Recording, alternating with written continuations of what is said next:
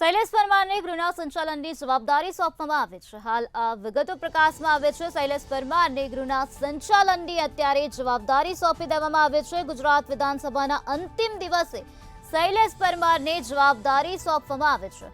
વિધાનસભાના અધ્યક્ષ શંકરભાઈ ચૌધરીએ શૈલેષ પરમારને જવાબદારી સોંપી છે। આ સત્રમાં સીજે ચાવડા, રમણલાલ વોરાને પણ તક મળી હોવાની વિગતો અત્યારે પ્રકાશમાં આવી છે। વિધાનસભાના અધ્યક્ષ શંકરભાઈ ચૌધરી દ્વારા શૈલેષ પરમારને જવાબદારી સોંપવામાં આવી છે।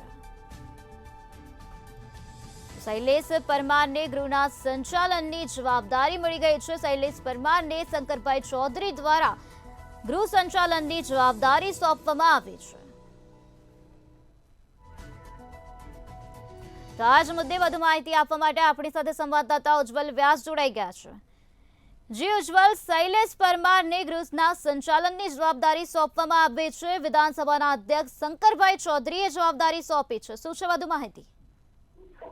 આપને જણાવી દો કે ગુજરાત વિધાનસભાની 3 દિવસનું જે ચોમાસું ટૂંકું સત્ર ચાલી રહ્યું છે, જેની અંદર અન્ય કામકાજ પણ હોય છે, ત્યારે અન્ય કામોમાં ઉપસ્થિત રહેવા માટે વિધાનસભાના અધ્યક્ષને પૂર્વ મંજૂરી મળતી હોય છે અને મંજૂરીના આધારે જે સિનિયર નેતાઓ હોય છે તેમને આવી કાર્યકારી અધ્યક્ષ તરીકે બનવાની એક તક આપવામાં આવે છે, જેના પ્રારંભરૂપે 3 દિવસના સત્રમાં ડોક્ટર સીજે ચાવડાને થોડીક ક્ષણો માટે વિધાનસભા ગૃહના સંચાલનની જવાબદારી સોંપવામાં આવી હતી। ત્યારબાદ પૂર્વ નેતા રમણલાલ વોરા, કે જેઓ ભારતીય જનતા પાર્ટીના હાલના ધારાસભ્ય છે, તેમને પણ થોડી ક્ષણો માટે આજે વિધાનસભાના અધ્યક્ષ તરીકેનો રોલ અદા કરવામાં આવ્યો હતો। ત્યારે અત્યારે હમણાં થોડી ક્ષણો પહેલા કોંગ્રેસના ઉપનેતા શૈલેષ પરમારને પણ વિધાનસભાના અધ્યક્ષ તરીકેની કામગીરી થોડી ક્ષણો માટે સોંપવામાં આવી હતી। વિધાનસભાના ગૃહનું સંચાલન કરવાની તક શૈલેષ પરમારને મળી હતી, જોકે શૈલેષ પરમાર પોતે કોંગ્રેસના હોવા છતાં પણ આ તક તેમને સુપેરે પાર પાડી હતી અને આ વિધાનસભાના અધ્યક્ષની